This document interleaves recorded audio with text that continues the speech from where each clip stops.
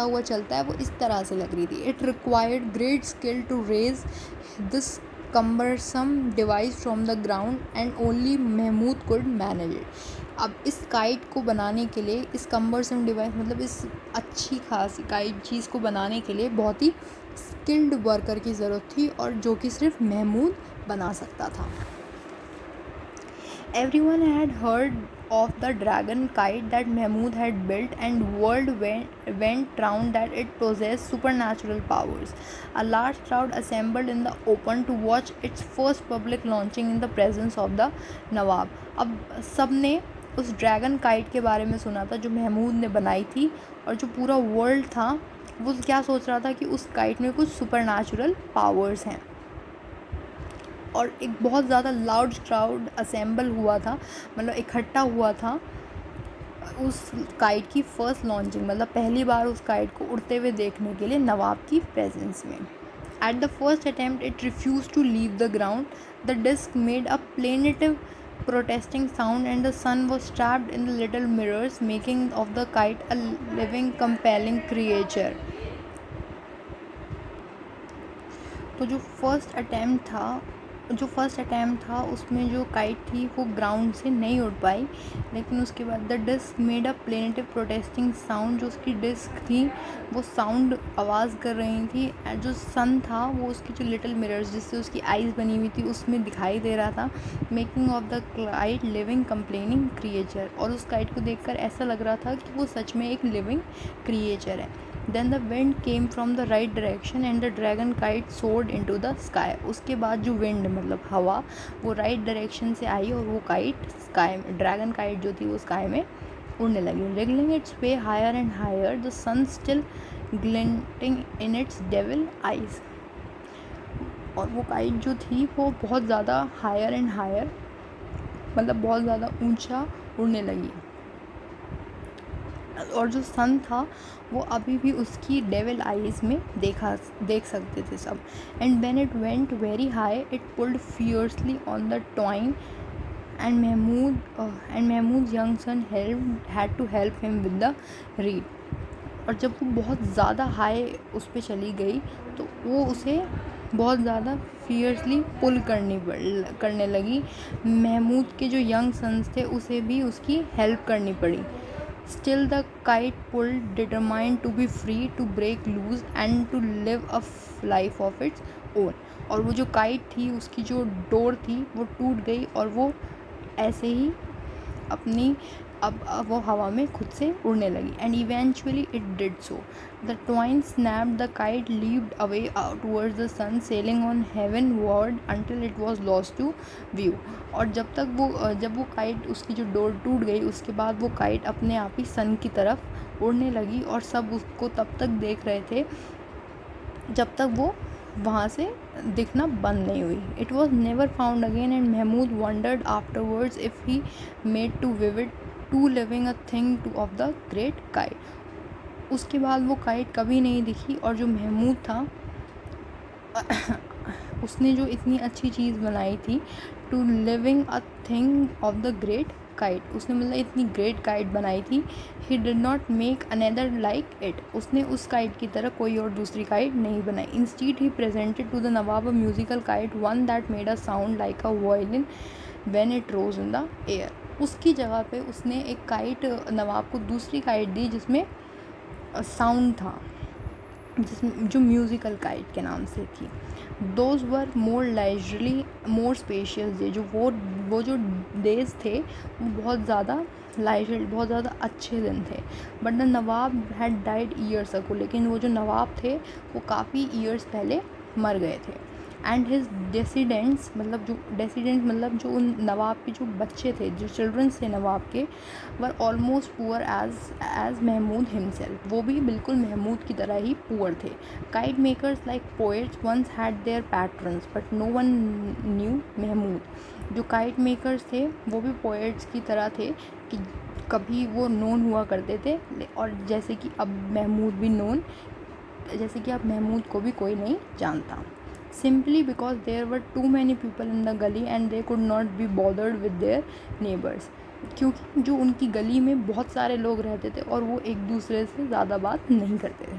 When Mahmood was younger and had fallen sick, everyone in the neighborhood had come to ask after his health, but now when his days were drawing to a close, no one visited him. Most of his old friends were dead and their sons had grown up. One was working in a local garage, and the other, who was in Pakistan at the time of the partition, had not been able to rejoin his relatives.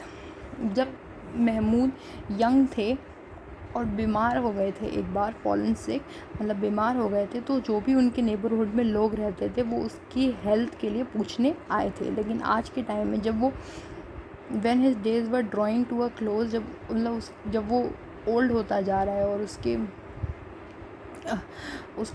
वो मतलब अपनी death close होता जा रहा है, तो उससे मिलने कोई नहीं आ रहा, क्योंकि because most of his old friends, उसके जो बहुत ज़्यादा पुराने फ्रेंड्स थे वो मोस्टली डेड हो गए थे, मतलब मर गए थे, और जो उसके सन और जो उनके बच्चे थे वो बड़े हो गए थे। One was working in a local garage, जो कि उनमें से एक उसका जो फ्रेंड था वो एक लोकल गैराज में वर्क करता था, और जो दूसरा फ्रेंड था उसका वो पाकिस्तान में शिफ्ट हो गए थे पार्टीशन के टाइम पे, जो कि दोबारा उन्हें ज्वाइन नहीं कर सकते।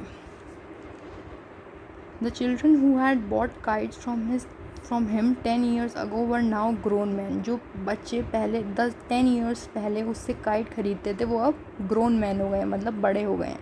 Struggling for a living, they did not have time for the old man and his memories. अपने मतलब जब लोग बड़े हो जाते हैं तो उन्हें अपने रहने के लिए स्ट्रगल करना पड़ता है, मेहनत करनी पड़ती है, तो सब इतना बिजी हो गए हैं कि किसी के पास टाइम नहीं है उस ओल्ड मैन के पास आने का और उसकी मेमोरीज शेयर करने का। They had grown up in swiftly changing and competitive world and they look at the old kite maker and the banyan tree with the same indifference.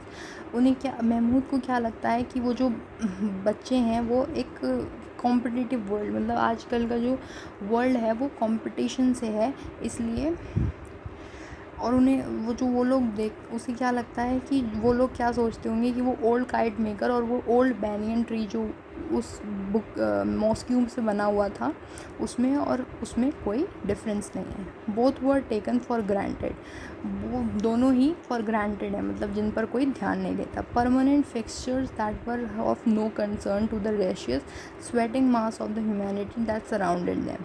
No longer did people rather under the banyan tree to discuss their problems and their pens. Only in the summer months did a few seek shelter from the fierce sun. जैसे कि अब उसके लिए किसी के पास time नहीं है, ऐसे ही जो बैनियन ट्री है, अब कोई बैनियन ट्री के नीचे आकर बैठकर अपनी प्रॉब्लम्स डिस्कस नहीं करता, कोई प्लान्स डिस्कस नहीं करता, सिर्फ समर के मंथ्स में वो अपने आप को शेल्टर देने आते हैं, मतलब धूप से बचाने आते हैं।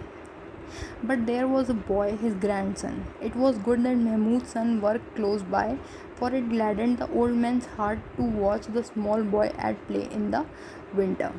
लेकिन जो ग्रैंड सन है, जो महमूद है, उसके पास जो ग्रैंड फादर है महमूद, उनके पास अपना ग्रैंड सन है, जिसे ये बहुत अच्छी बात है कि जो महमूद का सन है वो पास में ही काम करता है, ताकि उसका जो ग्रैंड सन है महमूद का वो उसके साथ ही रह सके, और उसे उसके साथ रहना बहुत ज़्यादा अच्छा लगता है।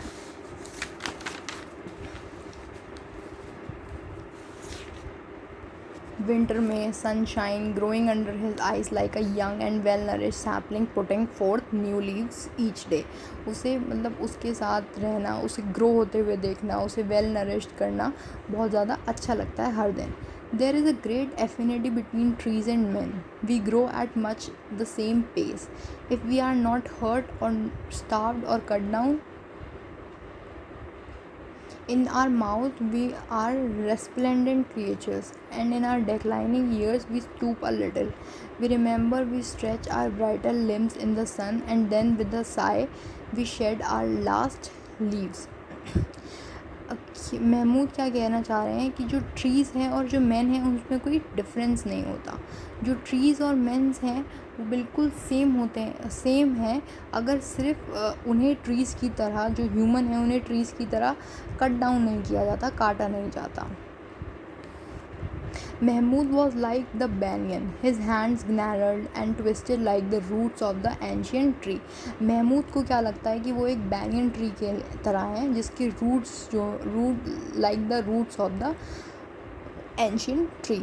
Ali was like the young mimosa planted at the end of the courtyard. जो अली है उनके लिए वो एक young mimosa plant है जो कि उनके कोर्टयार्ड के एंड में लगा हुआ है. In 2 years both he and the tree would acquire the strength and confidence of their early youth. 2 साल के बाद उस ट्री और अली दोनों को ही स्ट्रेंथ और कॉन्फिडेंस मिल जाएगा अपनी लाइफ जीने के लिए. The voices in the street grew fainter and Mahmood wondered if he was going to fall asleep and dream as he so often did of a kite so beautiful and powerful that it would resemble the great white bird of the Hindus Garuda, God Vishnu's famous steed. He would like to make a wonderful new kite for little Ali. He had nothing else to leave for the boy. अब जो उसने ये जो पूरा dream देखा अपना, जो भी उसने सोचा, उसके बाद उसने क्या डिसाइड किया, वो क्या चाहता था कि वो एक ऐसी काइट बनाए जो हिंदूज़ में गरुदा, गॉड विष्णु का जो फेमस स्ट्रीट होता है जिसके ऊपर गॉड विष्णु बैठते हैं, गरुदा, वो इस टाइप की काइट बनाना चाहते थे अली के लिए. और वो उसे उस बॉय मतलब अली के लिए छोड़कर जाना चाहते थे. He heard Ali's voice at the distance but did not realize that the boy was calling him. उसने महमूद ने अली की वॉइस सुनी थोड़ी दूर पर, लेकिन उसे ये पता नहीं चला कि वो उसे ही बुला रहा था. The voice seem to come from very far away. जो आवाज़ आ रही थी वो बहुत दूर से आ रही थी. Ali was at the courtyard door asking if his mother had as yet returned from the bazaar. Ali जो था वो कोर्टयार्ड के डोर पर था और वो क्या पूछ रहा था कि उसकी मदर जो है वो बाज़ार से वापस आई हैं या नहीं. When Mahmud did not answer, the boy came forward repeating his question. जब महमूद ने कोई आंसर नहीं दिया तो वो जो अली था वो उसके पास आया और उसने अपना क्वेश्चन रिपीट किया. The sunlight was slanting across the old man's head and a small white butterfly rested on his flowing beard. अब जो सनलाइट थी वो स्लैंटिंगली उसके हेड पर आ रही थी और जो एक स्मॉल वाइट बटरफ्लाई थी वो रेस्ट कर रही थी उसकी बियर्ड के ऊपर. Mahmood was silent. जो महमूद था वो बिल्कुल साइलेंट था. And when Ali put his small brown hand on the old man shoulder he met with no response. जब अली ने उस महमूद के शोल्डर पर अपना हैंड रखा तो उसे कोई रिस्पॉन्स नहीं मिला. मतलब जैसे उसने उसके ऊपर हैंड रखा तो वो महमूद तब भी नहीं उठा. द बॉय हर्ड अ फेंट sound like the rubbing of marbles in his pocket.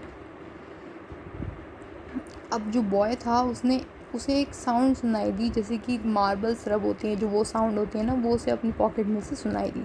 Suddenly afraid Ali turn and move to the door.